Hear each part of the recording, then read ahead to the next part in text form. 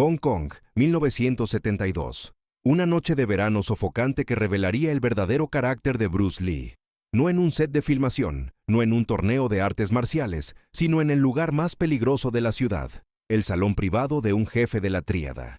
Lo que sucedió esa noche cuando un hombre poderoso cometió el error de burlarse de la familia de Bruce Lee cambiaría para siempre la forma en que el mundo del crimen organizado de Hong Kong vería al actor convertido en leyenda. Esta es la historia que Bruce Lee nunca quiso que se hiciera pública, porque revelaba algo más peligroso que sus puños, su capacidad para controlar el miedo mismo. Todo comenzó 3 semanas antes. Bruce estaba en la cima de su carrera. Había regresado a Hong Kong después de años frustrantes en Hollywood, donde el racismo sistemático le había negado los papeles principales que merecía.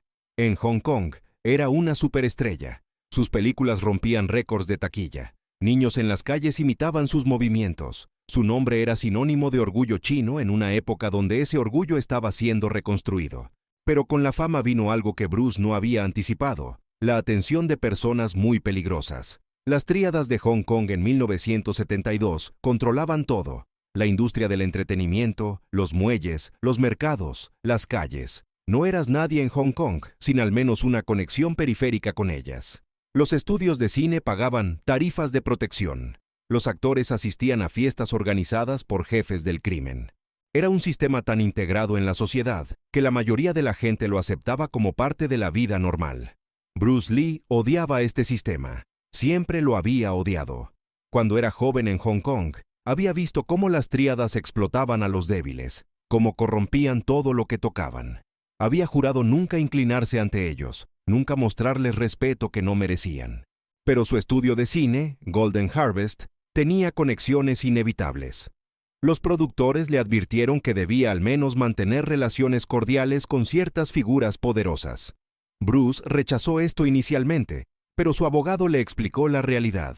Si quería seguir haciendo películas en Hong Kong, necesitaba al menos aparecer en ciertos eventos sociales. No tenía que hacer negocios con ellos, solo ser visto, ser cortés, mantener la paz. Así que cuando llegó la invitación a la fiesta de cumpleaños de Chow Wei-tang, Bruce sabía que no podía rechazarla completamente.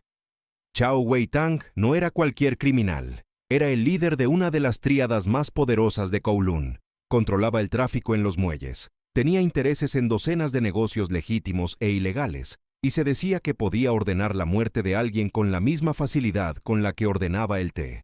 Pero también era un hombre que adoraba el cine. Veía cada película de Bruce Lee múltiples veces. Consideraba a Bruce un tesoro nacional. La invitación a su fiesta no era una amenaza, era un honor desde su perspectiva retorcida. La noche del evento, Bruce llegó tarde deliberadamente. Su esposa Linda le había rogado que no fuera, pero Bruce explicó que ir brevemente, mostrar su cara y marcharse rápidamente era la forma más segura de manejar la situación. Llegaría tarde, se quedaría media hora como máximo, y se iría antes de que el alcohol fluyera demasiado y las cosas se volvieran impredecibles. El lugar era un restaurante de lujo en Tsim Sha Tsui, que había sido reservado completamente para la ocasión. Afuera, hombres en trajes negros vigilaban las puertas. Adentro, las mesas estaban llenas de las figuras más peligrosas del inframundo de Hong Kong, mezcladas con actores, productores y empresarios que necesitaban mantener buenas relaciones con el mundo criminal. Cuando Bruce entró, el salón se quedó momentáneamente en silencio. Todas las cabezas se volvieron. Bruce Lee en persona, el dragón, el símbolo del orgullo chino. Los murmullos de admiración llenaron el espacio.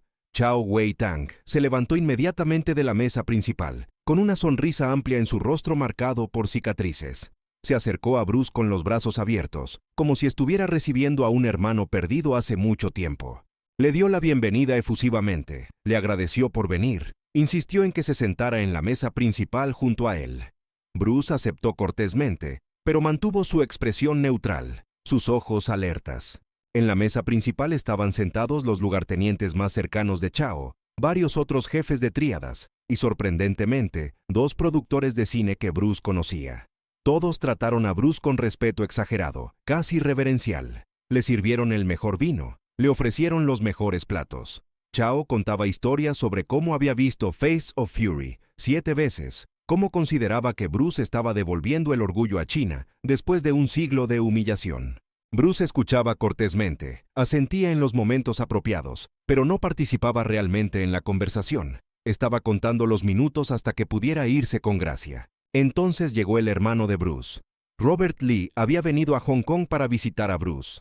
Era músico, vivía una vida tranquila en San Francisco. No era famoso, no era artista marcial, solo un hombre normal que amaba a su hermano mayor. Esa noche, Robert había decidido pasar por el restaurante para recoger a Bruce, no sabiendo realmente en qué tipo de evento estaba. Cuando Robert entró al salón buscando a su hermano, Bruce sintió una punzada inmediata de preocupación. No quería que Robert estuviera cerca de esta gente, pero Robert ya lo había visto y se acercaba a la mesa con una sonrisa inocente. Bruce se levantó rápidamente y salió al encuentro de Robert antes de que llegara a la mesa principal. Le dijo en inglés que esperara afuera, que saldría en 5 minutos, pero Chao Wei-tang había notado la interacción.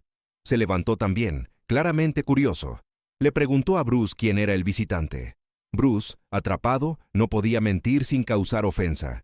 Respondió simplemente que era su hermano menor, que había venido a recogerlo. Chao insistió en conocer a Robert, en invitarlo a la mesa.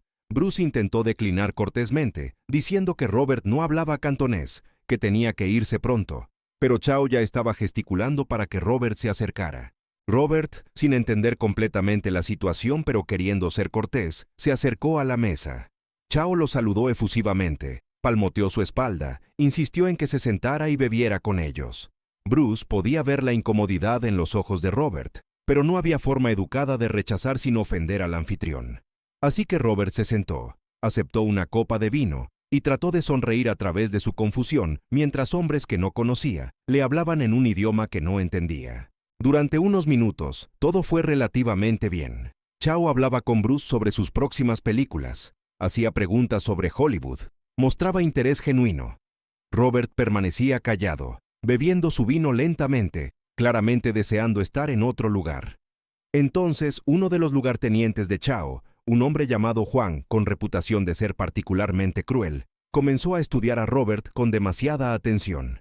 Juan estaba borracho, eso era obvio por sus ojos vidriosos y sus movimientos torpes. Juan comenzó a hacer comentarios en cantonés sobre Robert. Primero fueron observaciones, aparentemente inocentes. Comentó que Robert no se parecía mucho a Bruce, que no tenía el físico de un artista marcial, que parecía suave, como un músico o un poeta. Los otros en la mesa se rieron nerviosamente, sin saber si Juan estaba siendo amistoso o preparando algo más oscuro. Bruce mantuvo su expresión neutral, pero sus músculos se tensaron ligeramente. Conocía este tipo de comportamiento. Conocía cómo los hombres peligrosos juegan con las personas cuando están aburridos o borrachos. Entonces Juan cruzó la línea. Dijo en cantonés, con una sonrisa desagradable: «Tu hermano parece una chica bonita. Tal vez debería trabajar en un tipo diferente de establecimiento de entretenimiento. Conozco varios lugares en Wan Chai que pagarían bien por alguien con cara tan delicada». La mesa se quedó completamente en silencio. Los otros criminales dejaron de beber, dejaron de masticar. Sabían que Juan acababa de cometer un error terrible. Había insultado a la familia de Bruce Lee en su cara. Robert no entendía cantonés, pero podía sentir que algo había cambiado en la atmósfera. Miró a Bruce, cuya expresión no había cambiado, pero cuyos ojos ahora tenían una calidad diferente, algo frío y calculador. Bruce se levantó lentamente de su silla. No de forma abrupta, no violentamente.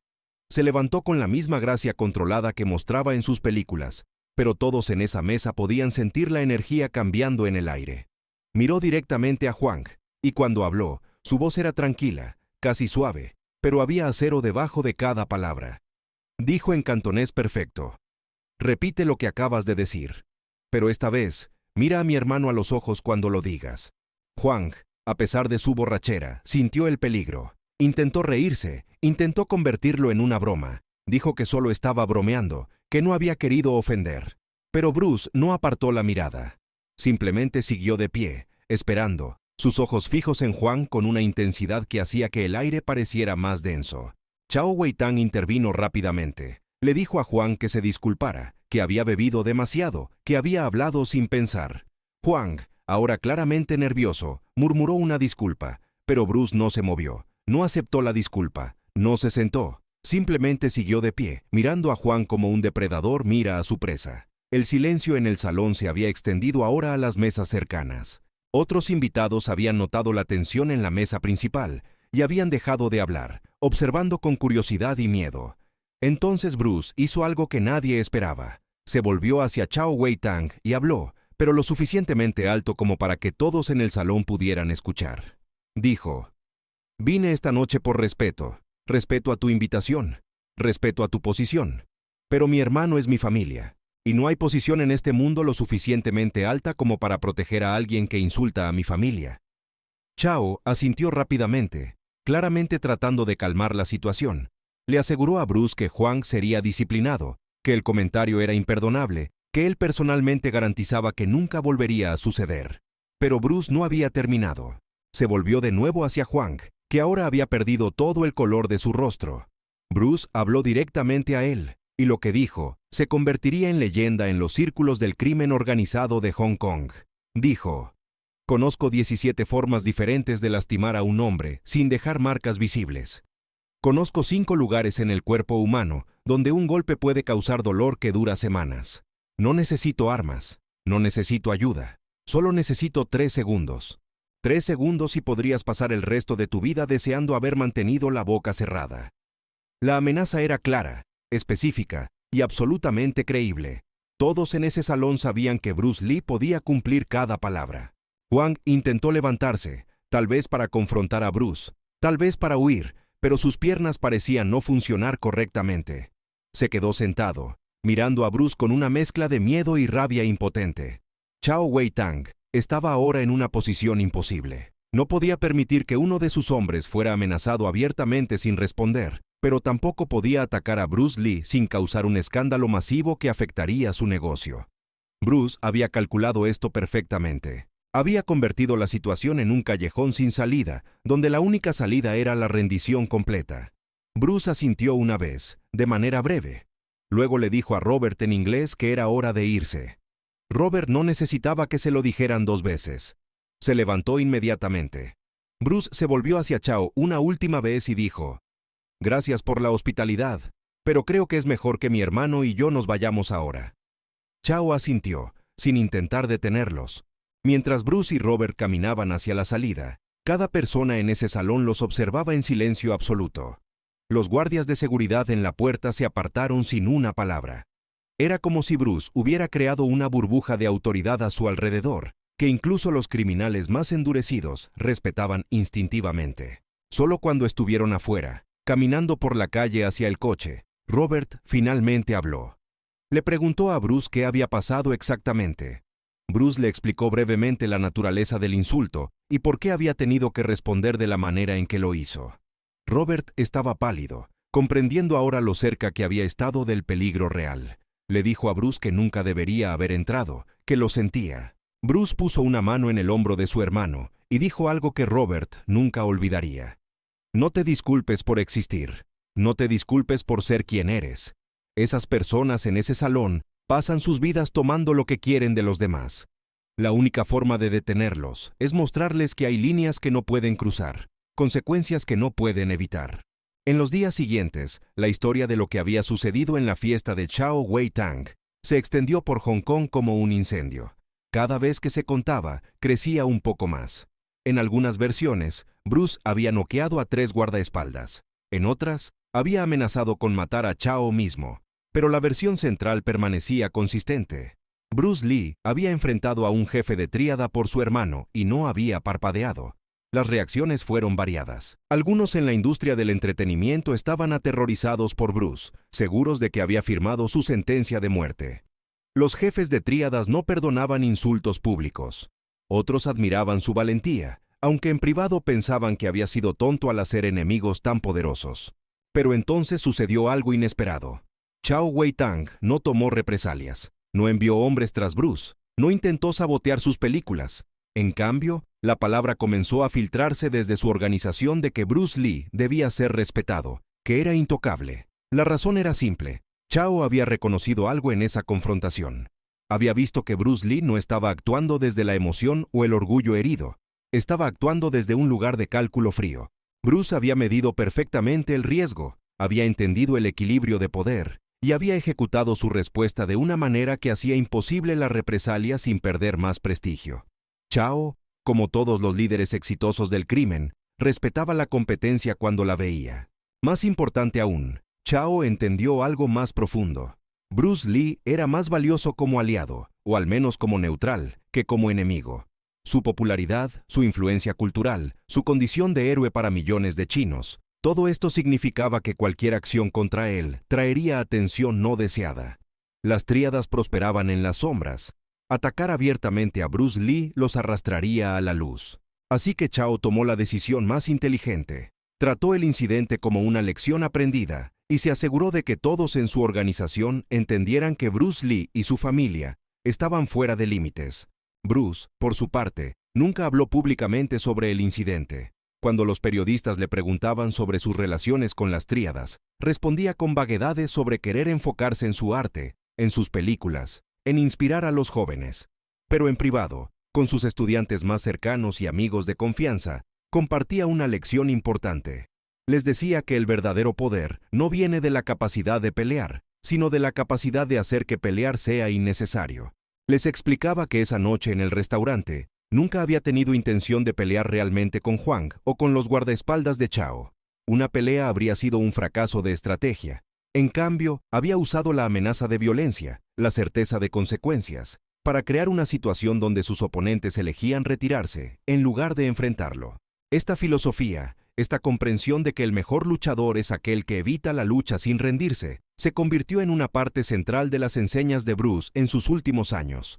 Hablaba sobre cómo el verdadero Jeet Kune Do no era solo un sistema de combate físico, sino una forma de navegar todos los conflictos en la vida. A veces la respuesta correcta es atacar. A veces es retirarse. Pero siempre, la respuesta debe venir de un lugar de control consciente, no de reacción emocional. La noche en el restaurante de Chao había sido una demostración perfecta de este principio. Bruce había sentido ira, sin duda. El insulto a Robert había despertado una respuesta visceral en él, pero no había actuado desde esa ira. Había usado la ira como combustible, pero había mantenido el control total sobre cómo expresaba ese poder. Huang, el hombre que había hecho el comentario inicial, nunca se recuperó completamente del incidente. Perdió prestigio dentro de la organización de Chao. Otros miembros comenzaron a verlo como el tonto que había provocado innecesariamente a Bruce Lee y había puesto a toda la organización en una posición incómoda. Eventualmente fue degradado, asignado a trabajos menos importantes. Se decía que bebía más, que se había vuelto amargado. Algunos años después, cuando Bruce Lee murió trágicamente en 1973, Huang estuvo entre los que susurraron teorías de conspiración sobre asesinato, quizás proyectando sus propios pensamientos oscuros. Pero nunca actuó sobre ellos. El miedo que Bruce había plantado en él esa noche permanecía, incluso después de la muerte de Bruce. Robert Lee regresó a San Francisco poco después del incidente, aliviado de estar lejos de las peligrosas complejidades de la vida de su hermano en Hong Kong. Pero llevó consigo una nueva comprensión de quién era realmente Bruce. No solo el artista marcial famoso, no solo la estrella de cine, sino un hombre que caminaría directamente hacia el peligro para defender a su familia. En las entrevistas años más tarde, Robert describiría esa noche como el momento en que comprendió verdaderamente el coraje de Bruce. No el coraje para pelear, que todo el mundo conocía, sino el coraje para arriesgarlo todo por principios. La verdadera lección de esa noche en el verano de 1972 no fue sobre la habilidad de pelea de Bruce Lee. Todos ya sabían que podía pelear. La lección fue sobre algo más raro y más valioso: el control. Bruce había enfrentado una situación donde la violencia habría sido fácil, donde su fama y habilidad le habrían dado ventaja incluso contra múltiples oponentes armados. Pero había elegido un camino diferente. Había usado palabras como armas, presencia como poder y certeza como escudo. Había convertido una situación potencialmente mortal en una demostración de dominio psicológico. Esta es la historia que Bruce Lee nunca quiso que se hiciera ampliamente conocida, no porque lo hiciera ver mal, sino porque revelaba las complejidades y peligros de su vida en Hong Kong, que prefería mantener separados de su imagen pública. Quería ser recordado por su arte, su filosofía, su contribución al cine y a las artes marciales. No quería que la gente supiera sobre las amenazas constantes, las negociaciones delicadas con el crimen organizado, las noches donde una palabra equivocada podría haber terminado en tragedia. Pero la historia sobrevivió, transmitida de persona a persona, embellecida con cada narración, pero con un núcleo de verdad que permanecía constante. La noche que Bruce Lee congeló un salón lleno de los hombres más peligrosos de Hong Kong, con nada más que su presencia, su voluntad y su amor inquebrantable por su familia.